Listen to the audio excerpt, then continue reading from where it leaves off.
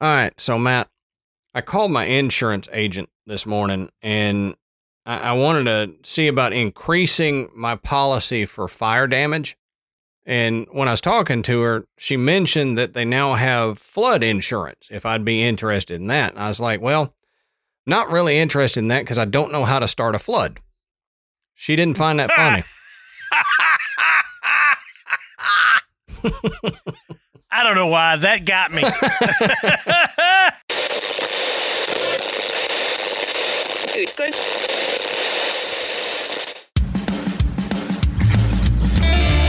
Good evening, everybody, and welcome to the Graveyard. Thank you for joining us tonight. My name is Adam. And my name's Matt. Now, pull up a tombstone or settle into your casket and get comfortable because this is Graveyard Tales. All right, everybody, here we are again. Matt, how you doing tonight, brother? Man, I'm great. I've been looking forward to this one. I know, I have too. So before we get into it, we'll say real quick, go check out the Podbelly Network at podbelly.com. You can find a list of shows that we're happy to be associated with, and you can find some tips and tricks on podcasting if you're interested in doing that. While you're on the interwebs doing your thing, go over to patreon.com/graveyardtales, sign up to become a patron. We've got multiple different levels that you can join, and our $10 a month patrons, they get a video version of the recording of each episode. They get an audio ad-free version of the episode, and they get an audio and video version of the weekly bonus episode. So if you're interested, go over there, patreon.com/graveyardtales. So we wanted to go ahead and mention it is getting that time where Halloween is just around the corner, literally. If you just hook around in the calendar, it's just around the corner. But it's also that time we start preparing for our annual Christmas Listener Stories episode. So we're putting the call out there now. Go ahead and start emailing us your experiences, your friends' experiences, your family members' experiences, and make sure in the email you put the subject as Listener Stories episode or Christmas episode, something like that, so that it doesn't get lost in the flood of emails that we get. But we do this every year, and we're excited to start getting your stories in again. Yeah, and if you're wondering, if you're new to the show and you're wondering what we're talking about, every Christmas we celebrate the Victorian tradition of sharing ghost stories around the fire on Christmas Eve. Mm-hmm. So, you know, if you've got a weird paranormal experience, something odd that's happened to you, or you've got something that maybe a friend or a family member experienced, or if you just know a really good, ghost story from where you grew up, your hometown, whatever. Those are what we're looking for. So, start sending them in. We're going to read them on the show, and man, I tell you what, every year we get more and more and more. So I'll keep them coming. And they're so fascinating to know that they happen to you guys. It's just fascinating to read them and then be able to share them with everybody. We'll put out a date on our Facebook page and stuff like that as to when we got to stop getting the stories in, just so that we have time to collate them all and get them into an episode and record it. But for now, just start sending them in, and we will start saving them for that episode. So, Matt, that's all I've got for the intro and the housekeeping. So why don't you tell us, what are we talking about tonight, brother? Okay, tonight, and this is why we look forward to this. We have a very special guest tonight. We're going to interview Nicole Tito, and Nicole has written a book, Estes Method and EVPs, The Search for Ghostly Voices. And Nicole Tito is a paranormal investigator, author, and she is the creator of the ghostlyvoices.com website. She's been investigating paranormal sites for over 20 years, having done or participated in over 100 investigations across the U.S. She grew up on the south side of Chicago, surrounded by all those famous ghost stories, including the Resurrection Mary story and Bachelor's Grove tales. And during investigations, Nicole says she loves collecting the audio evidence, focusing on EVPs and using the Estes Method. And Nicole's going to get into that with us tonight so you can better understand what the Estes Method is and how that helps them collect this audio evidence. Nicole, much like myself, talking to Nicole, we learned that she is a physical therapist, as am I. She is a graduate of Northwestern University and has an MBA from Missouri State. And she currently lives in Chicago with her husband and her 2 children. And we are so excited to have her on the show to talk about this stuff. And she was kind enough to share some of her audio clips with us that will be running throughout the episode as we talk about them. So you'll get to hear some of the evidence that she's collected in either Estes Method or EVPs. And I'm going to tell you, some of them are really cool, man. Oh, yeah. Yeah. Yeah. It's pretty amazing. So sit back, get you some headphones in, and you're going to love this one. All right, everybody. So the interview that we were teasing to y'all just a few seconds ago, we're here with Nicole. Nicole, thank you for joining us tonight. We're excited to have you and excited to talk to you about this stuff. So, oh yeah, thanks for having me. I guess the best way to start it out would be just tell everybody about you and what you do and kind of why we've got you on tonight. Yeah. So hello, everyone. My name is Nicole Tito. I'm from the south side of Chicago. So I've been doing paranormal investigations for almost 20 years. I grew up, just hearing local ghost stories. Most of my family's buried in like the infamous Resurrection Mary Cemetery, just outside Chicago. So always was visiting there and hearing the stories of the famous hitchhiking ghost. So as I got older, I really started doing more research into trying to find legit groups in the Chicago area. So I was lucky enough to join Dale Kaczmarek's group and learned a lot from him about the different techniques with audio, video, photography.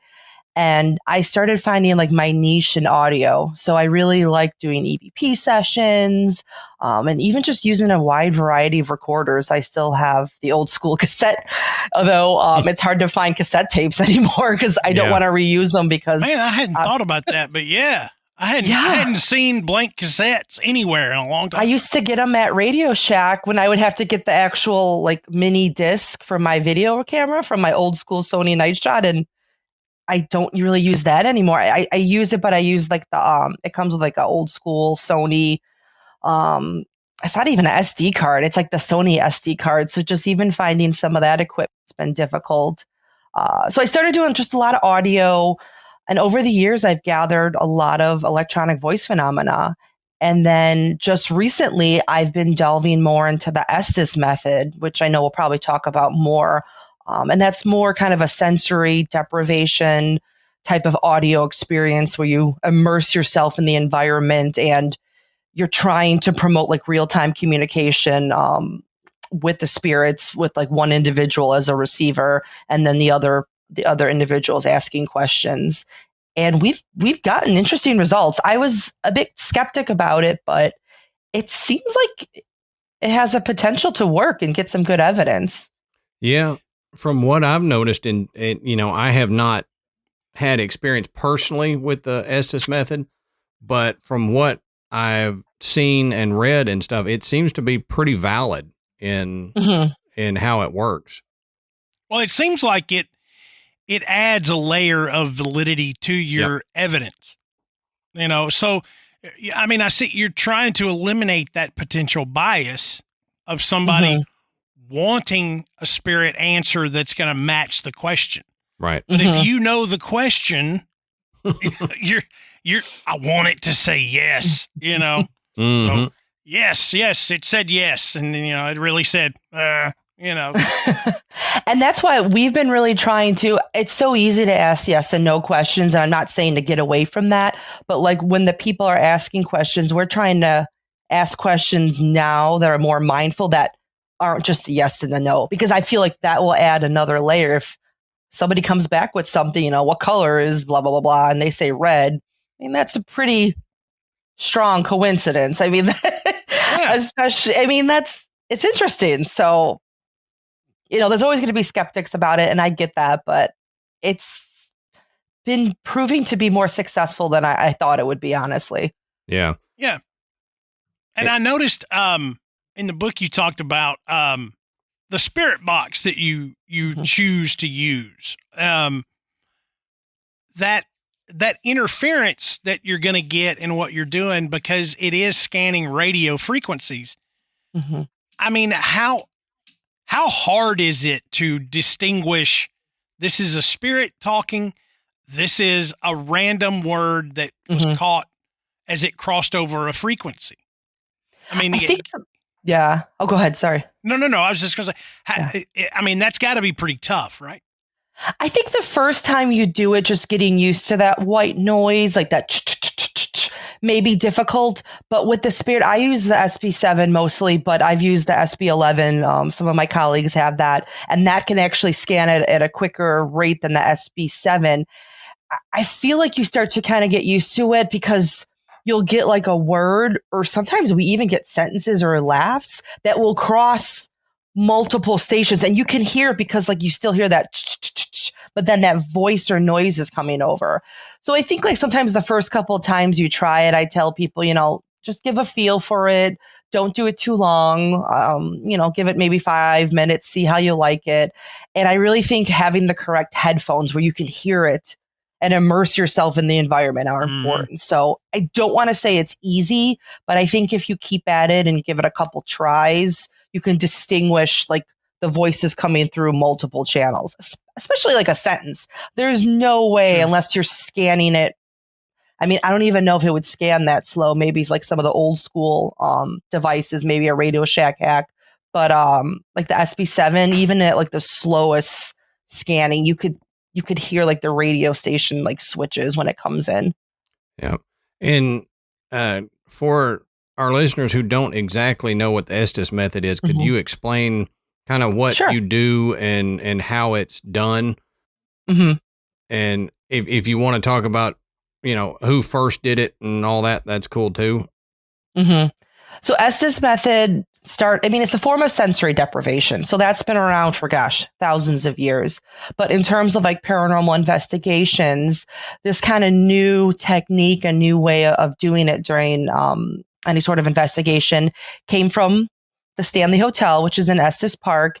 And I just want to make sure I have it right. So it was in 2016, and it was by Carl Pfeiffer, Connell Randall, and Michelle Tate, and that information's in the book. So they decided to kind of tweak their investigation a little bit. And what we do suggest is you have at least 2 people. You can have more, as much as you want, depending on your equipment and who's going to be asking questions. But you definitely want to have one person that we call the receiver, and that's the person wearing the headphones. So that person cannot hear anything in the environment. All they can hear is whatever device is producing that white noise. So some of the common ones are the Spirit Box 7, the Spirit Box 11. If you have an old school Frank's box that you could connect to, the Radio Shack hat. So that person's going to be immersed in their environment, ideally blindfolded, listening in on their headphones, can't hear any questions, and they're just going to say whatever comes through that device. Sometimes it's sentences, sometimes it's words. They're not going to really know sometimes in real time if it makes sense, because they don't know what the operators, we call them, are asking. So the operators are the ones running the show. They know everything going on. They can hear the responses, obviously, from the person that's under. And they're just trying to ask like questions and see if they can have a conversation. Now, you can have multiple people under, and that's what I've been doing, and it's been successful. So you can have 2 separate people listening to 2 separate devices, and sometimes talking to each other and talking to the individual asking questions.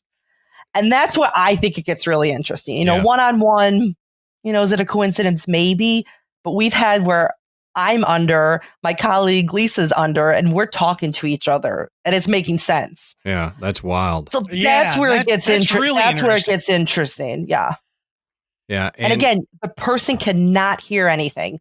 So you don't even know if you're successful or not. And sometimes it's dead. I don't get anything. Right. And that's one thing that I was going to bring up later, but since you brought it up now, you stated in your book that y'all prioritize authenticity and honesty in the investigations. And I appreciate that because I hate when groups make up evidence or they reach too far to get evidence. Like Matt was saying, sometimes you'll get something that's and they go, oh, it said, I want to kill you. And you're like, no, that was just noise, you know? And the problem is, I think when people do that, either make up stuff or reach too far, it tarnishes an industry that already has a problem with people taking it seriously. You know, here recently, I mean, Matt and I have noticed that the paranormal has taken a boost. You know, we've gotten where more people are believing it, more people are willing to look into it. But, you know, there was a long time where people just thought all of it was woo-woo. And then you had people that were making stuff up, and it tarnished, you know, what legitimate researchers are trying to do.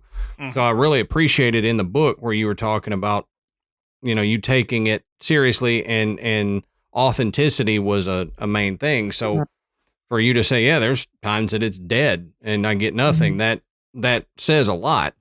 But I noticed for me, one of the things with the Estes method, and I don't know how much of it you've experienced, but with having that in headphones and not blasted in the room, it allows the other people in the room to notice any environmental changes, any environmental noises, where if you see it on TV and you've got some guy in all black running around a blacked out house with this thing going, you know, echoing through the halls, you miss any knocks or footsteps or EVPs or anything that would come up while that's happening. And I don't know if you've experienced while you're under and someone's asking questions, if you've gotten EVPs or noticed any environmental noises or anything like that during a session. Oh, we've definitely gotten that. I know at a couple locations like Crown Point Jail in Crown Point, Indiana, we've done it a lot there. And there's actually, I don't think I sent the clip, but there's a clip on my website where I'm the one listening and it's getting pretty active. And I'm even announcing like, oh guys, this is Nicole. I don't feel right. Something's like coming at me. My K2 starts going off. And then we had like a tri-field meter down the cell block, and that was going off. And then I do have a clip from my home where we were doing Estes Method remotely, which I could talk about later, but we got an EVP and my house is not haunted. So I have noticed there's like there could be like an influx or uptick of other things going on. And I like what you said. I think people are more aware, the others that aren't under, because you know, you could have other devices set up that won't be interfering with what you're doing with Estes, because you don't have to be, you know, completely quiet per se, like you're doing like an EVP session. Right. And, you know, that's one thing that Adam and I have talked about for years, is that with the way life is now, you miss so much because there's so much stimuli around everyone all the time. There's constant noise, you know, talking, you know, you're hearing machinery outside or something. And if you're having knocks or footsteps or even the ability to maybe capture an EVP in your home or wherever you are, there's so much interference that you don't even pick it up. And I think more people are aware of that, and they're taking notice when the house is quiet, when they're there alone, in order to just see, you know, just, is there something else here? You know, did the salt shaker really wind up in the refrigerator because somebody put it in there? Or, you know, is there a spirit that's doing that, you know? And that's why I talk about in the book too. I mean, you don't have to have all the latest and greatest gadgets. I mean, I do have a lot of equipment, I'm not going to lie, but it's been something I've been building up for 20 years. Like, it's okay to go to investigation with just an audio recorder. And like you said, just sit there and get a feel of the environment. And you don't have to be a psychic or anything. You could just go into a place sometimes and it feels ooky. I mean, it's true. You could go in and it's like, ooh, something doesn't feel right. And it's okay to not have a bunch of equipment. Because sometimes it's good, I think, to turn things off. And I say, keep it simple. Just go in with an audio recorder. Right. Because I still love doing my old, I don't want to call it old school, but I still like doing EVP sessions where it's 10 minutes of just asking questions and I'm not recording it with a camera. It's just me and my audio recorder. Yeah. And that's still fun to do too. Well, and you brought up a good point when you said it feels a certain way. And then a minute ago, you mentioned that you kind of stopped a session and just said, hey, look, this is me talking and I feel funny. Matt and I have discussed a lot of times that personal experiences can be, I guess paranormal experiences can be more personal than external. You know, you get feelings more from a place or a spirit. And I kind of feel like that's the way a lot of spirits are able to communicate. Because we hear a lot that it takes energy for them to affect the environment or to speak. But maybe it takes less energy to make you feel a certain way. And I think that's why a lot of times we have trouble getting evidence, is because a lot of paranormal experiences is just how I feel right now. I feel weird. I feel like that person did or whatever. So I'm glad that y'all announce those feelings, that the receiver is having while you're conducting these sessions, because it may be a spirit that can't form long sentences. And so they make you feel what they were feeling. And I know I went to the Jefferson Hotel in Jefferson, Texas, not long ago, and I got some of the craziest feelings walking up and down the hall, because it's a really haunted place, and we didn't experience much. That was the first place I got touched, though.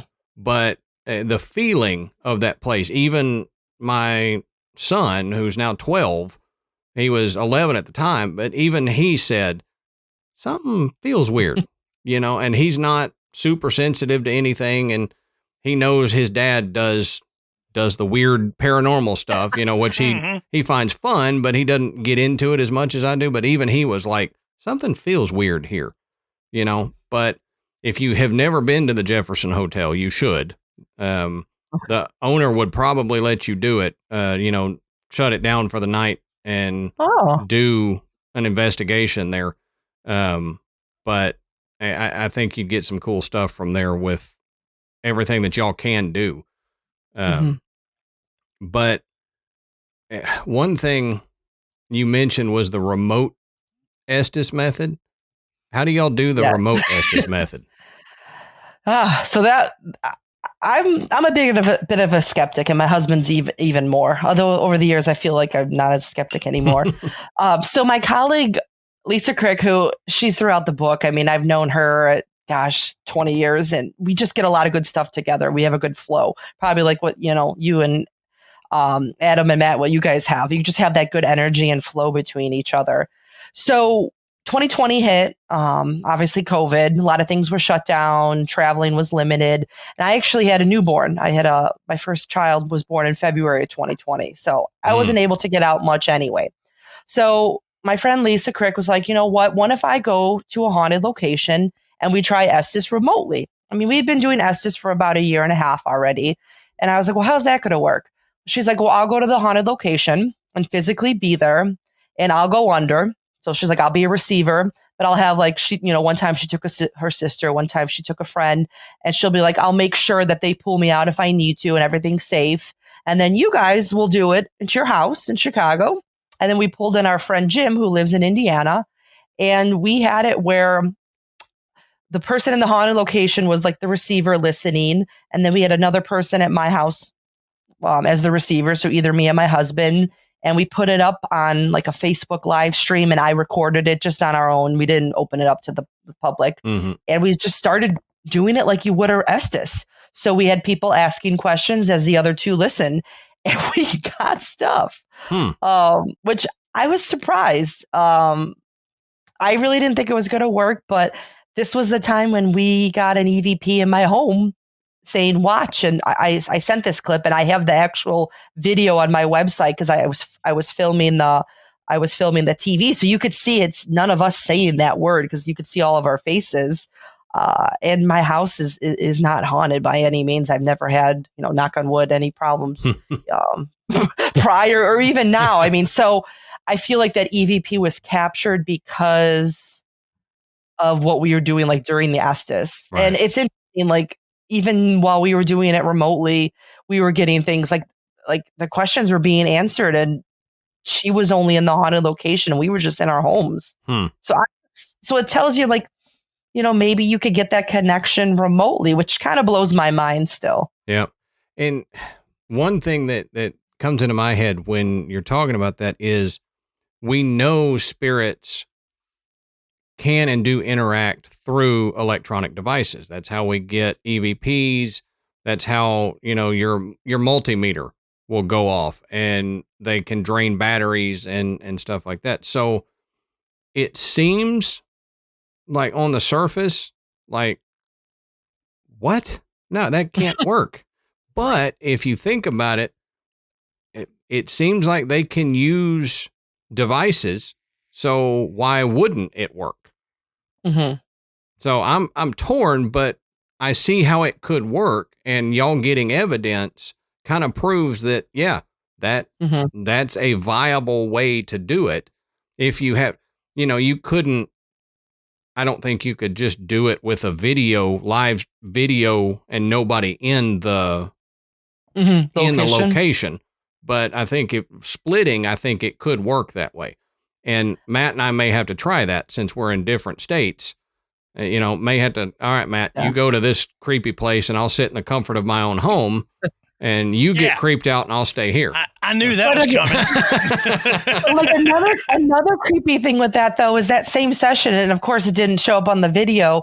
They could see me sitting there and they swore that they saw a shadow like run behind me in my kitchen area. Oh, wow. And so I was like, oh, now I'm getting chills. So it's like, yeah, it's like, I don't want it in my house, but I honestly do think it helps the person you do it with. The years and years I've been doing this, you get like that flow and that connection. Sure. And I think me and my husband on the Estes together, we don't really get much. Me and Lisa get a lot. Yeah. My husband and his best friend, Jim Williams, get a bunch. So I think you find kind of who you have that flow with, and it helps. Yeah. You have like that trust, and I think spirits can sense that somehow because you're more open.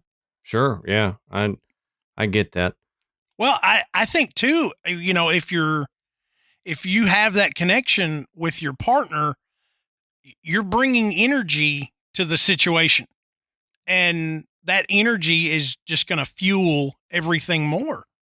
Mm-hmm. So, I mean, everything's energy. And so if you've got that strong bond, where you feel like you're connected on a higher level, then that may be helping to facilitate this. So you may be exactly right, Nicole. Mm-hmm. Yeah.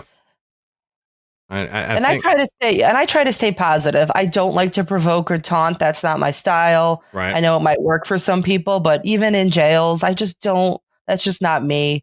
And I feel like I've gotten enough evidence where, okay, how I'm, coming to a location, it's okay. Like how my way of doing it, I've gotten enough evidence that, okay, I'm going to keep it like that. I just don't want to provoke. That's just not my personality. Yeah. I'm with you. It's a good way to get something to follow you home. Yeah. Yep. I mean, seriously, or just, it's just bad.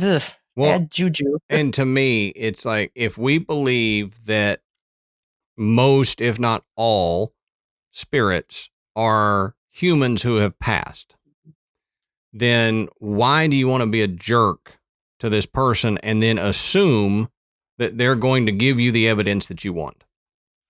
Mm-hmm. If I was a ghost and somebody came into where I'm stuck, whether it be my house or something, and they started talking trash to me, I'm not going to want to give that, I'm kind of spiteful as a human, where if you're that mean to me, I'm not going to help you out. I'm not going to give you what you want. I don't think I would be any different as a spirit, so I've never understood why people go in there and bow up to a spirit. Yeah. Yeah. It's like, how angry are you that you want to fight a ghost? I mean, do you think you're going to win? I mean, and most of those people, they hear a noise and they run anyway. So I think It's true. A lot of it is you get more. It's that old adage, you catch more flies with honey than you do vinegar, because you can get more by being nice and saying, look, I know you're here. Sorry for you being here if you don't want to be, but we're just trying to help out. We're trying to prove, or whatever, and being nice. And I think more conversations can start that way. Mm-hmm. But even being nice, Nicole, have you gotten some, negative responses that kind of make you go, we don't want to talk to this one? Oh, yeah. I've been sworn at. I'm trying to think. Mineral Springs Hotel in Alton, Illinois. It's in Southern Illinois, just along the Mississippi from St. Louis. That place does not like me, and I don't know why. I've gotten FU. I've gotten Get Out. And I have all that evidence. I gotten that as EVPs on my website. So that place does not like me. And Mansfield, I was touched. I always was like, oh, what happens? You get touched. And I literally felt something like go through me, and it was not friendly. As I was just walking down like the I forgot, like the North Cell Tower, or not Cell Tower, the North Tier. And I was like, whew, to the point like I had to stop the investigation for a couple minutes, and just because something went through me and it didn't feel good. Yeah. So, oh yeah, it can happen anywhere. I feel, even if you come respectful, I've gotten yelled at. I mean, there's jerks that are living no matter what you do. And, people say that when you become a ghost, if you become a ghost, you don't automatically change who you are. Like, you're not a jerk in real life and then you die and then all of a sudden you're this sweetheart as a spirit. You usually carry your attitude into the afterlife. So it makes sense that if there was somebody, that was alive and hated women, then if a woman came in there trying to talk to him, they would be angry at the woman and try to hurt that woman. You see that in a lot of places where this spirit doesn't like women. This spirit doesn't like men, that whatever. And it makes sense that even if you come in there being nice to somebody that was a jerk, they're still going to be a jerk. And this is all assuming that spirit activity is the ghost of past humans, because there's theories on whatever, but I don't know. I've got weird theories that I won't get into, but it's whatever. Well, Nicole, let's give us some examples. You've sent us some clips that we're going to be able to play. Talk to us about some of these. What the situation was. How it came about. Okay, so one of the clips I sent, it's Estes Method clip, and it's from the Monroe House in Indiana, and that's been on different. It's got a weird vibe to it. It's just outside of Indianapolis, about 45 minutes. And this was back in April of 2019. So what we were doing Estes Method. It was a private investigation. And my husband, Al, and his friend, Jim, were the ones listening. So they can't hear any of the questions and they can't hear each other. And then Lisa and I started asking questions in an upstairs bedroom, and you could kind of hear what's going on back and forth and how the two men will respond to each other. And remember, they can't hear anything that we're saying. So we were getting they were very successful in that house, I feel. It likes the men to be the receivers in that particular house, it seems always. And I don't know why. Yeah. And I'll play that right now so y'all can hear what she's talking about. Can you tell us that person's name? Do not. Okay. Ooh. What'd you say? I said, can you tell Here. Can you tell us that person's name? Who's shifting right? That's that window guy.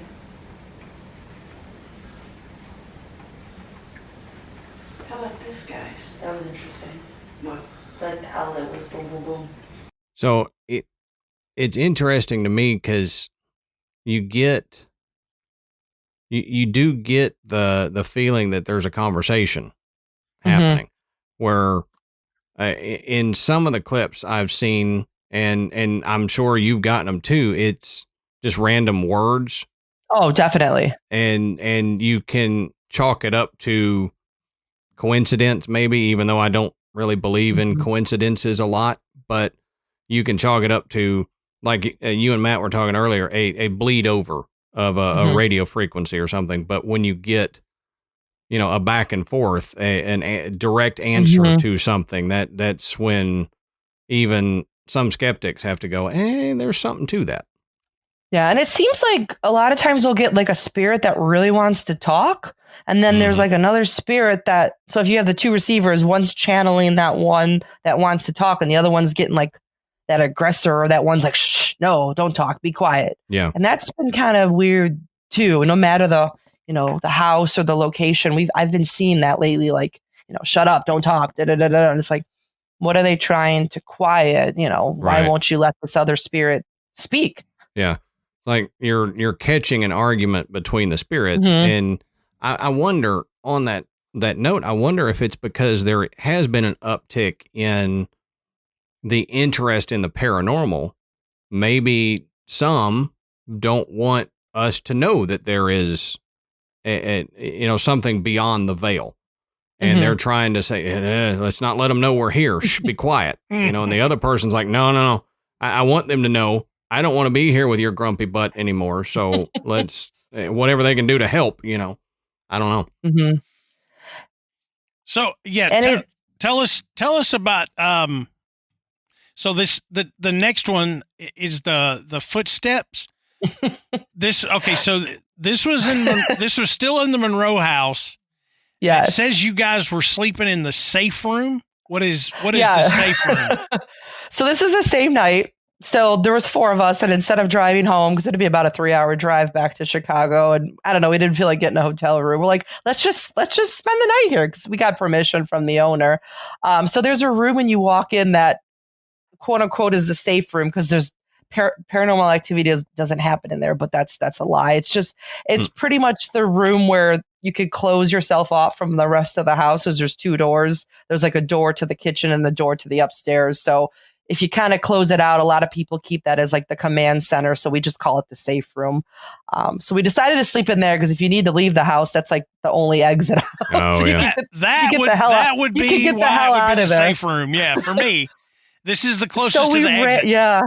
So I ran my recorder. I'm like, well, let's see what we get. And besides the snoring, we got what sounds like, and you'll play the clip. It sounds like somebody opens the door, and I don't know which door, because when we woke up, they were both all 3 doors were closed, because there's a door to the outside.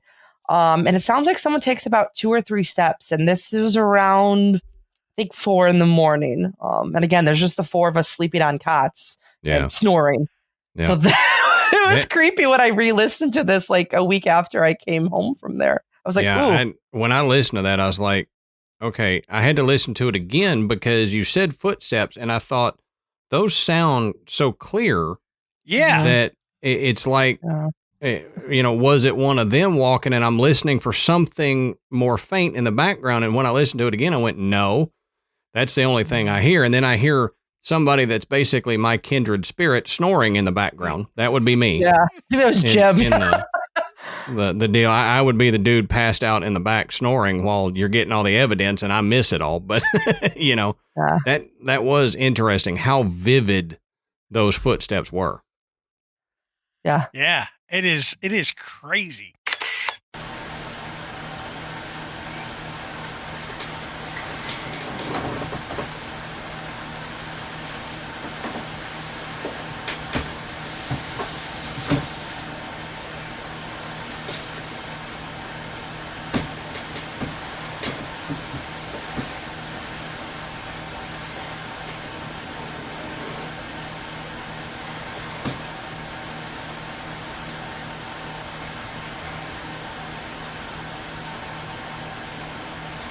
Yeah, that would not be a pleasant way to wake up. I mean, you'd be excited.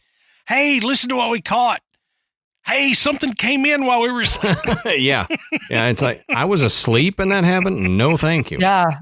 That's like the one thing with EVP. Like, I don't usually listen to it the same day because I like to investigate the location. I know a lot of times on TV, they'll do a quick session and re-listen. I'm like, no, I'm like limited amount of time. I'm trying to investigate as much as I can. So I don't usually know if I caught anything till a week later at my house, or, sometimes on the drive home, maybe I'll play it, but that's like the surprise. I'm like, oh, we got something.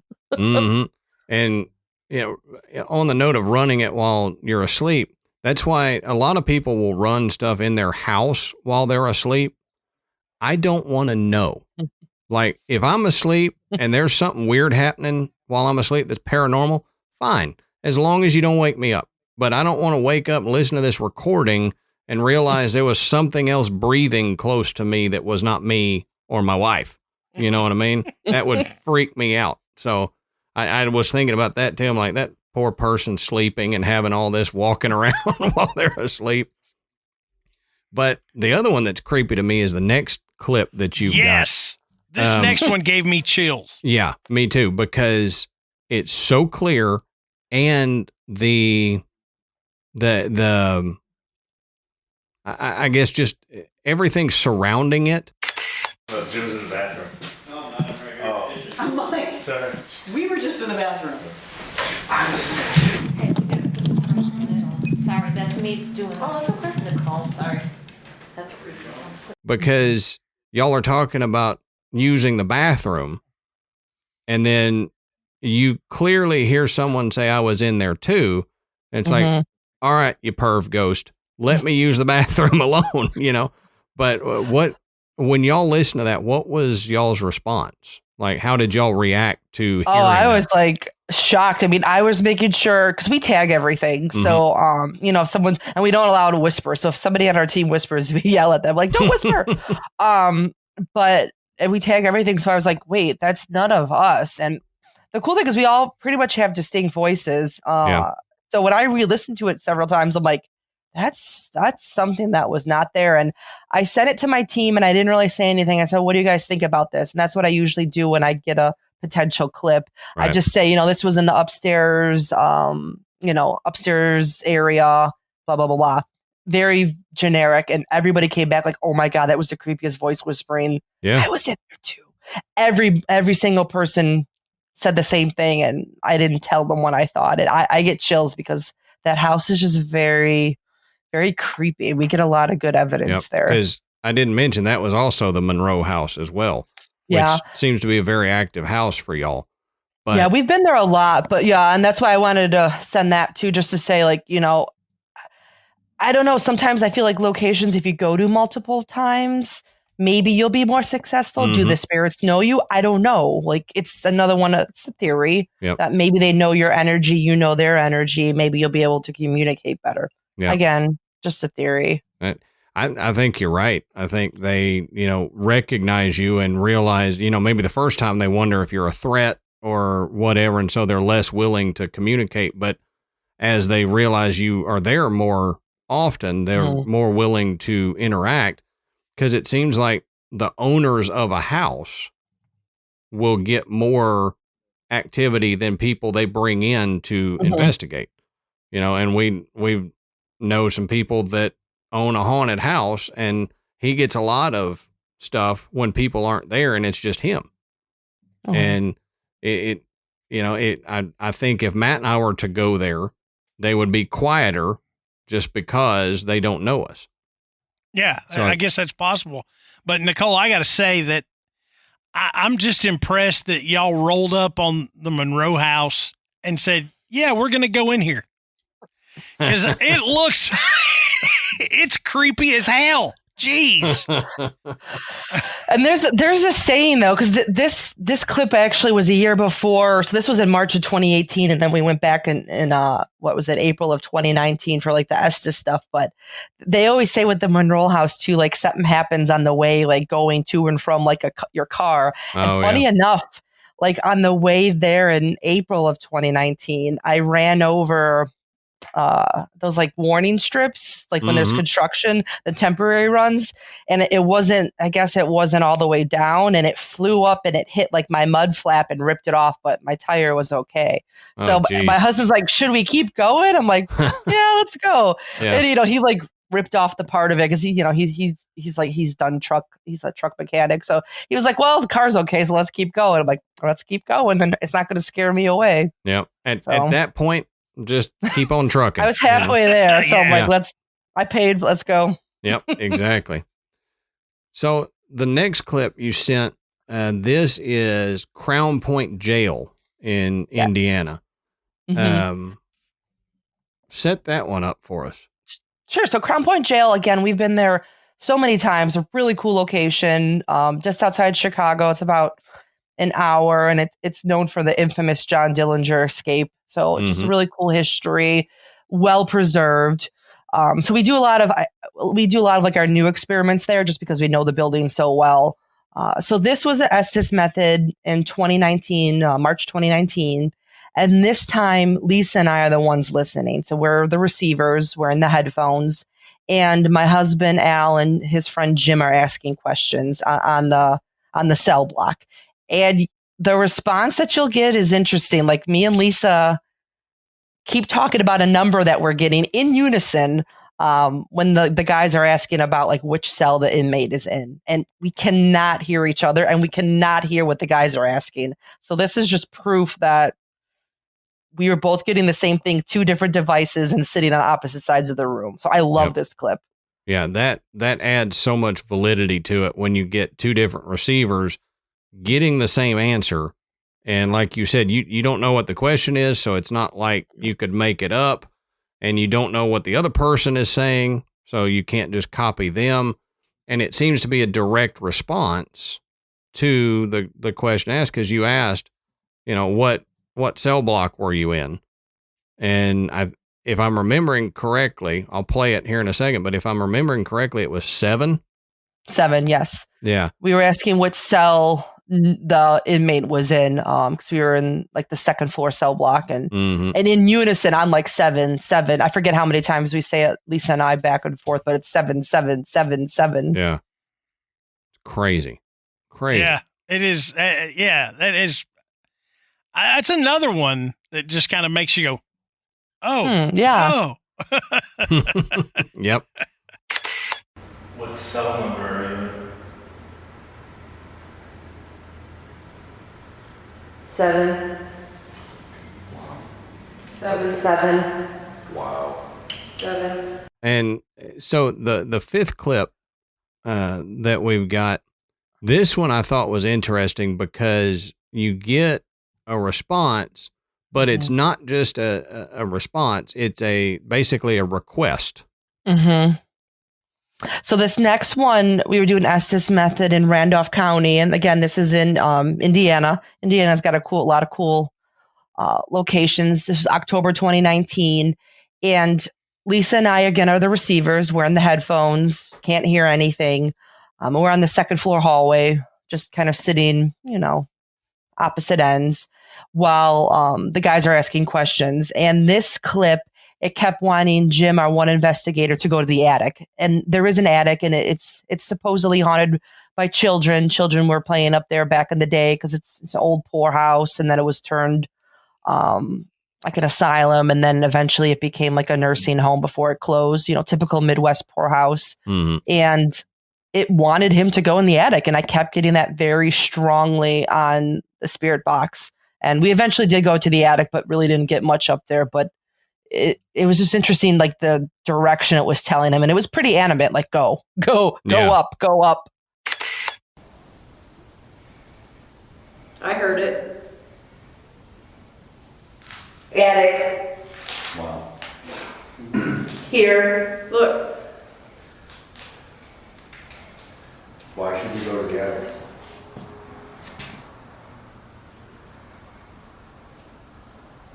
Jim. Again? Really? Attic. Apparently wants me in the attic. Why do you want me to go into the attic? Help me. Yeah. And that's something I like, that when y'all are doing the sessions, you kind of give the same emphasis that you hear the response in, which I think brings more to a conversation. Because if you're just listening to it and you're like, go up, attic, then it wouldn't be the same as if he asked something and you're like, attic, go up. And there's some emphasis to it. It feels like a conversation. So I think it brings more for the person asking the questions and those of us listening as well. Right. And I try to make note if it's a female or male or child. I know sometimes it's hard, especially if it's getting really chatty, but I'll be sure to be like, that was a woman or that was a female. Because again, I think that can, bring more context to it. Like you were saying, like, oh, that's a child asking that. That's interesting. Yeah. Right. And the next one is the remote clip that you were mentioning earlier. Yeah. So this was the same location, Randolph County, but this time Lisa was the only one at the location because it was in May of 2020. So she was on site at the location with her sister. I was at home with my husband, and then Jim was at his home. So we had kind of 3 separate locations and only one person in the haunted location. And that's when we captured the EVP saying, watch in my home as we were filming this remote Estes that we were doing. And it's interesting when you play the clip, and if you want to actually see the clip, you could go to the website, but we get the word watch and none of us react to it. It was an EVP. We didn't hear it. And then Lisa says, here it comes. So she was getting that in her, over her spirit box. So it's kind of, and then her video pixelated a little bit, but I'm like, was that just because of the connection? That's what I'm chalking that up to be. But it was interesting to kind of see the series of events and get that EVP in my home. So when we hear watch on the recording, that's not a receiver saying the word watch. That's no. And if you watch the video, you can't, you'll see none of us are talking at that time. If you look closely, we're all on the video, and none of us are saying anything. And how clear is that watch? I know. That's what I was saying, man. It is so clear. Yeah. And it doesn't sound like us. I feel like we all have pretty distinct. Yeah. Yeah. I got my Chicago accent. My husband does. Like, I feel like we have like strong accents and like voices. I'm like, that doesn't sound like us either. Yeah. From what I've heard of y'all, it didn't sound like anybody on the clip, the receiver, or the person asking the questions. Are you able to communicate with Al and Lisa at the same time?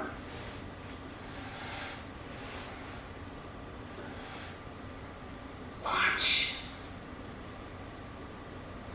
Here it comes. It's today. Huh. Okay. Well, you can tell that it's Lisa that's saying, here it comes, right? Comes. Yep. Okay. Yep. So you can tell a definite difference in the voice between Lisa and whoever says watch. Those are the 2 voices. And you certainly know it's not Jim. I mean, that's Jim talking and asking the questions, right? I mean, so he's got this heavy baritone voice. It's not him. And I would dare say Jim probably can't whisper. His voice would carry. No, Jim and Jim can't. Poor Jim. Jim can't hear very well either. He's bad on Estes. God bless him. He was, in Iraq 3 times, 3 tours. So like he's been, But so he's like our military guy. He gets a lot though because he's got like the military background and he's still active. But you hear. I think it's good because his voice is very distinct. So there's no chance of a third listener, hearing you presenting this to somebody and saying, listen to what we got. You can tell that, okay, this is the question, it's distinct. You understand it and it doesn't match any of the other voices. So yeah, I think it's great. And it gives you at least 2 voices to compare to the one saying watch. Right. And that's when you go back and listen to it, you're like, yeah, that's freaky. Yeah. It is really wild. You've gotten some of the clearest EVPs that we've heard in a while, which is impressive and that's really cool. But speaking of clear EVPs, now this next one has fascinated me since you sent the clips over with the little lead up to it. And what I'm going to do, I'm going to go ahead and play it. It's a compilation of a bunch of different clips, but I'm going to go ahead and play it now. You still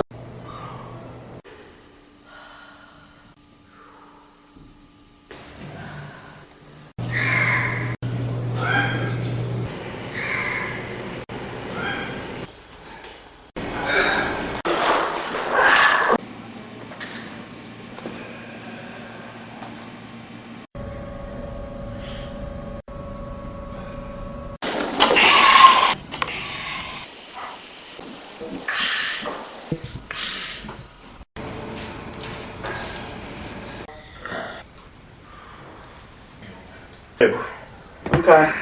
Evening. I think what we asked was like, I forgot what we asked. The first word. Showering.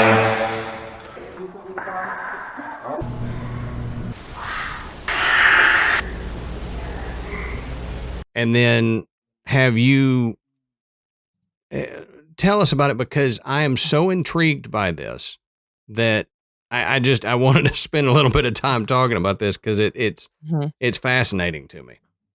Sure. So this is the short version clip, I call it. It's called, for lack of better words, I've been naming it the screech. So probably about 2 years ago, I've been really noticing this sound, and I was like, I need to go back on my investigations and clip this together and see where we've gotten this. So, call it like a screech. Sometimes it's more like a breath sound. And I've gotten it. I'm just looking at my notes. The first time I captured it in June of 2009 at Waverly Hills in Kentucky, private investigation. And then the last time was June of 2023 this year, at Tinker Swiss Cottage in Rockford, Illinois. And total, I've gotten it 32 times on different recorders. So I've gotten it on 3 different audio recorders. I believe 3 different cameras, a full spectrum camera, and different people's equipment. So not just only mine equipment. So I'm like, okay, it can't be just one piece of equipment. Right. And most of the time we don't hear it in real time. I think there was only a few times we heard it like a disembodied noise. And I did mark that down. Like I have like a spreadsheet going on, and it's just really weird.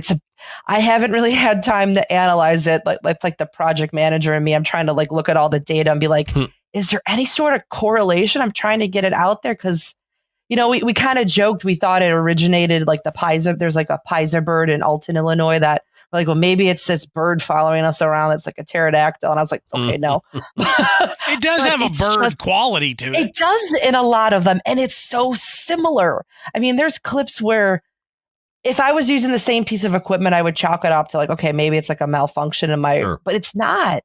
It's really weird. And it's been all different locations. It's been private homes. It's been jails. It's been all over the country. I mean, I'm trying to look now. I mean, it's not just one location. And I don't know what it is. Yeah, and it's weird.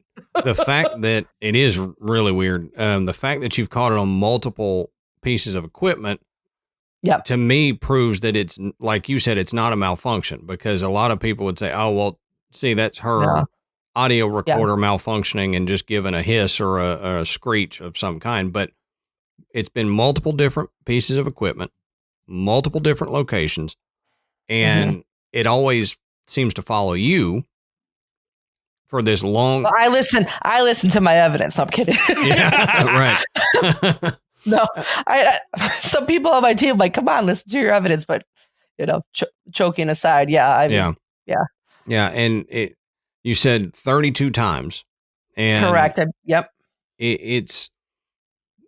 To me, it seems like something that is interested in you, that it either follows you, is attached to you in some way or something. And I don't want to say, or anybody mistake me saying that you are, what is it? You're not possessed by something. You're not, whatever.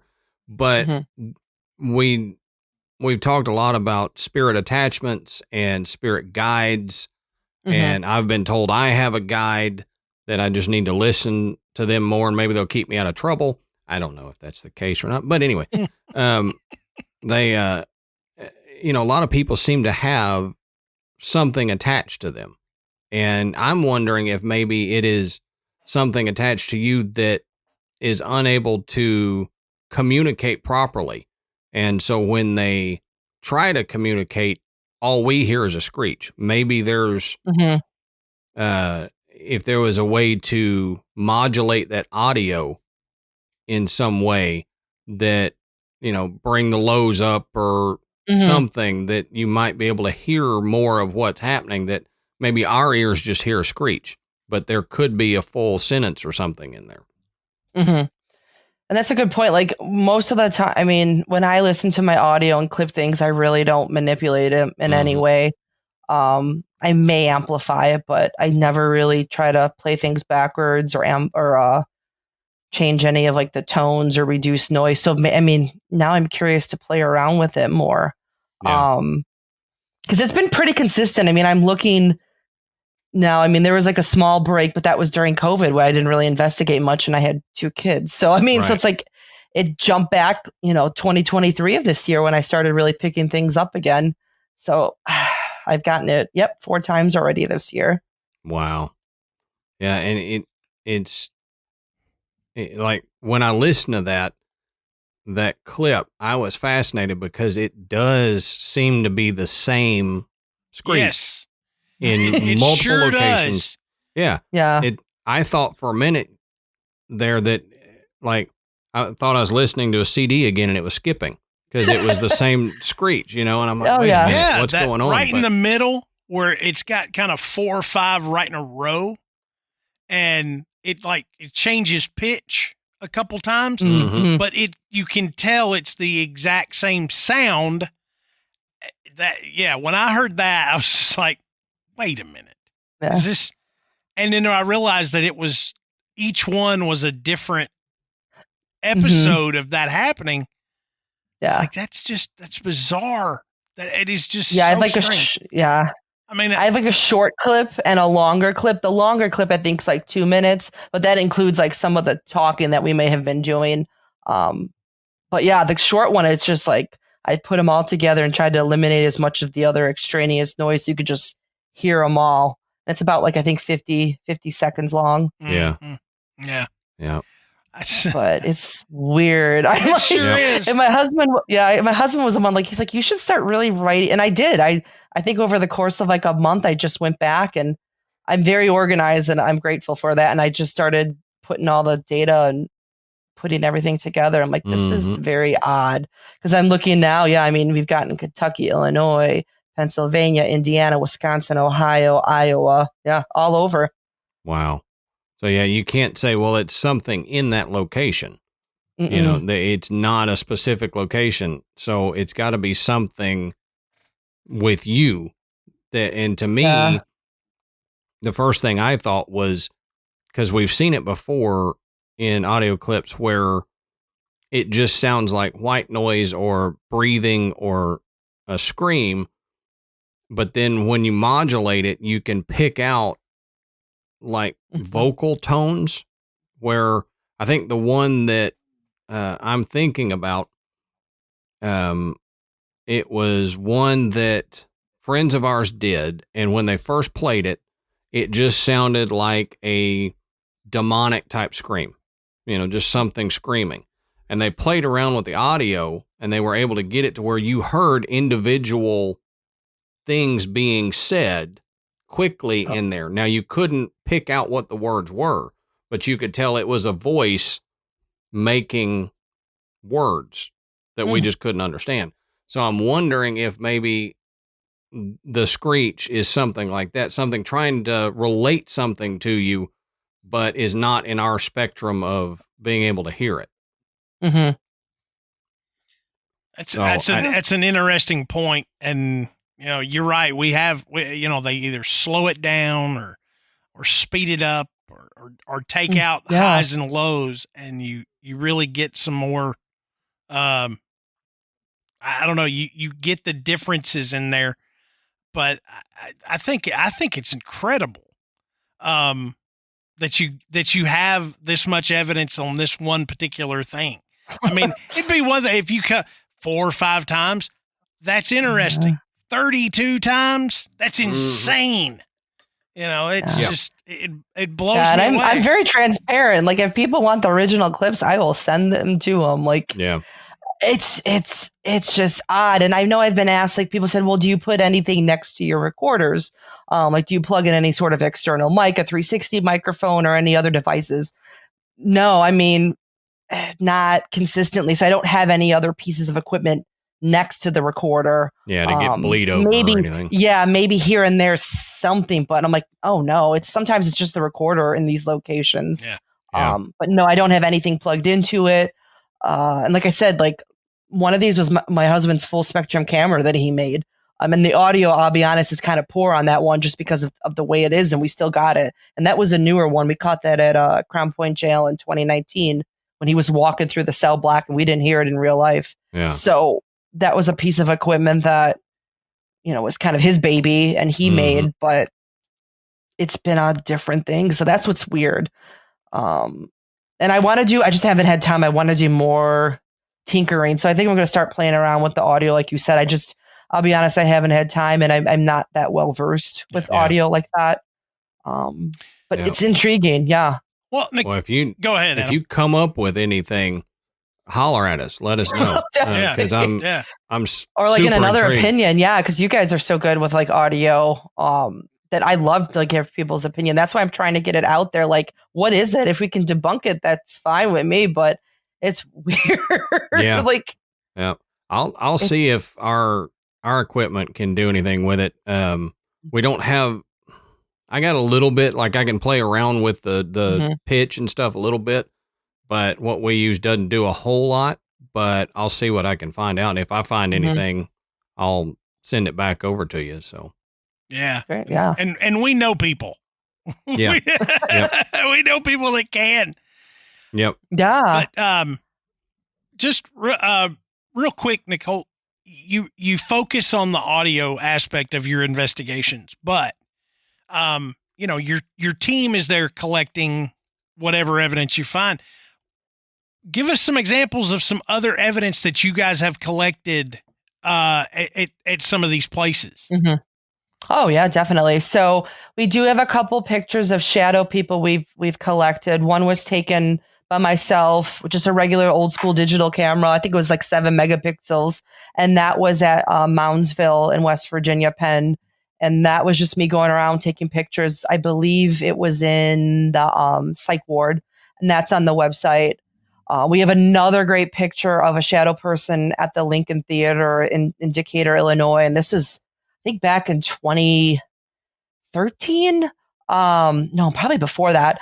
But it was taken by my cousin Jason. And it was interesting because back then Frank's Box were very popular, and Rosemary Island Guiley was there running a session. And she always said when she turned on the box, shadow people seemed to be attracted to that box. So we got a really cool picture from the Lincoln Theater, and it's like you could just see the outline of it. That's on the website as well. As well as we got some interesting captures with like the flare. We've had like using the flare gun or like the screen. We've had like cold spots we've seen in some of the theaters as well. And then probably one of our coolest clips is from another Jim Grachek, and we were at it's in Savannah, Illinois, right on the river. It's a Haven Crest Castle, it's called. And at first we thought it was a mirror, but his Sony night shot caught this figure, and we found out it's a window, and it's about 15 feet up, so you can't just walk past it. And it goes across really quickly. And it was captured in November, and it was self-illuminating because it was bright. So that was interesting. Like we have that clip as well. And well, it was a great catch because when you first look at it, you're like, is that and it was a window, and this figure goes right by it, and it looks like it's dressed in period clothing. Oh, wow, So, that's cool. I'm trying to do more and more video. It's just hard sometimes to watch it. I feel like video is harder to review, obviously, than audio. Yeah. But it just seems like audio spirits are able to communicate more. Yeah. I don't know if it's easier. I think so. I think yeah. manifesting physically seems like it would take more energy Mm-hmm. than just being able to manipulate an audio device. So I think you're right that you get more if you're using audio stuff rather than strictly video and asking them, hey, show yourself. You know, you're probably more likely to get someone talking to you than showing you stuff. Adam. Yeah, we got some interesting clips with like the SLS. There's a couple from the Monroe house. So we got, so we have some of that. We use the Xbox Connect kind of like hack. Yeah. Everything's on the website. So, I mean, feel free to peruse, and people have questions. I have nothing to hide. Like, ask away. We have had an experience with the SLS camera. So we were involved in a hunt that was pretty. Yeah, that was probably the most exciting thing that happened that night. But it was cool. Yeah, we were at the Thomas House Hotel, and there in the hallway that we were in, it's supposed to have a kid's spirit there, and so we had the SLS going, and about 4 or 5 feet, well, it was further than that, but in front of us a little ways, there was like a 3 to 4 foot tall stick figure that showed up, right? And so we did the whole thing, can you raise your right leg? You know, and it did. And then we said, can you raise your left hand? And it raised it. So Matt went down there, and we kind of guided him to across the hall from it. And we said, can you reach out and grab Matt's hand? And he put his hand out, and you saw the hand on the stick figure reach out toward Matt's hand. And shortly after that, it blipped out and went away. But, you know, to me, seeing that on there and then capturing Matt beside it, and then it going away proved to me that it wasn't a glitch or that it wasn't picking anything else random up. Oh, yeah.